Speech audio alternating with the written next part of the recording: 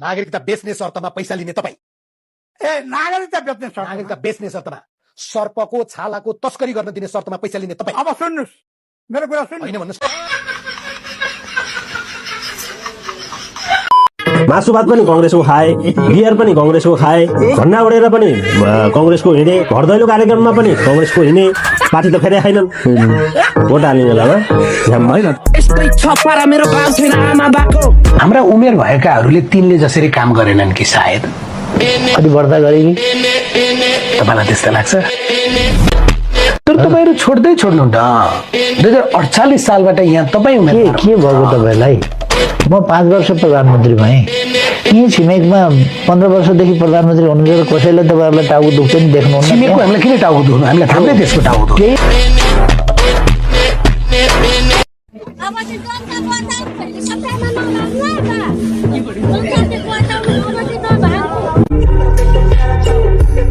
तपाईँ उम्मेदवार होइन, मतदाता हो।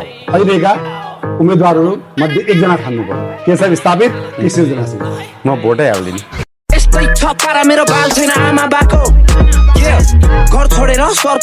त अन्याय भयो नि त नि। होइन, भोट हाल्नु नहाल्न त पाइयो नि त। भोट नहाल्नुको कारण चाहिँ के त अब? होइन, उहाँहरूबाट मलाई आशा छैन। मैले भोट नहाल्न त पाएँ नि त।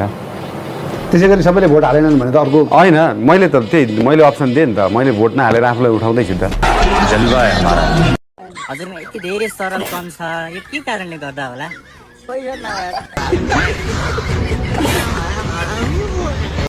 अमेरिकी दलाल को अध्यक्ष शक्ति भने भन्नुहोस्, उहाँको कुरासँग मलाई कुनै मतलब छैन। तपाईँ अध्यक्ष शक्ति भने को त नि? तपाईँ बस्छु सर, तपाईँ बस्छु सर। त्यो किन भन्यो त अध्यक्ष शक्ति चलाको? बस्छु रोमान ल्याउनु पर्यो, म अहिले जेल जान्छु ल। पुलिस बोलाउनु छ, अहिले म जेल जान्छु ल।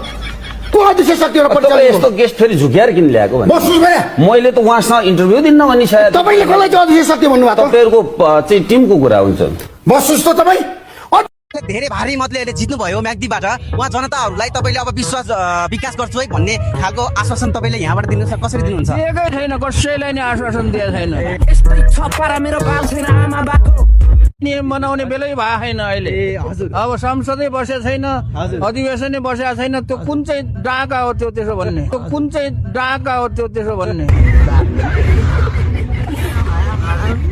नमस्कार भन्नुहुन्छ कि भाउजू गरे तपाईँको हामी साथै भाउजू होइन के नमस्ते भाउजू भन्नुहुन्छ कि साथै चिरिया थियो भन्न चुनाव भन्न अगाडि यहाँ लाल पूजा किन पर्यो, पानीको व्यवस्था पर्यो, बाटो यस्तो ठुलो बल्ल भोटिन्छ न त जहाँ खेल्दै खेल्दै केही कुरा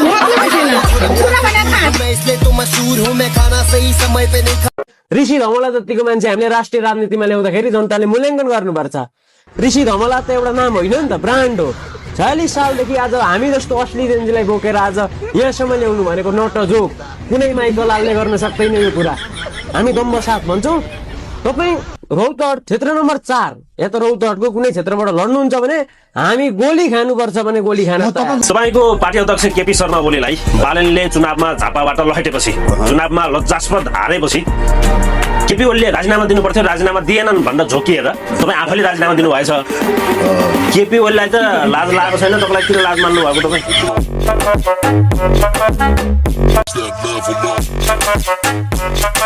मान्छेले भन्छन् के देशको सांसद बनिसक्नु भयो, देशको नीति निर्माण तहमा पुगिसके पछाडि नीति नियम बनाउने हो, पुस्तक बेचेर हिँड्न मिल्छ भन्छन् धेरै मान्छेहरूले। यसको बेलामा पुस्तक बेचेको यस्तै छप्परा मेरो बाल छैन, आमा बाको केटाकेटीलाई जस्तो प्रश्न सोधिरहेको छ। तपाईँलाई निर्वाचनमा जिताउनु भएको यहाँ किताब बेच्नेको हुल भइरहेको के सोच्नु ठ्याक्कै कुरा। यस्तै छप्परा मेरो बाल छैन, आमा बाको तपाईँको कर्मचारी सरकारी काम छोडेर, सरकारी कुर्सी छोडेर उहाँको घरमा पैसा उठाउन किन जानु भएको छ?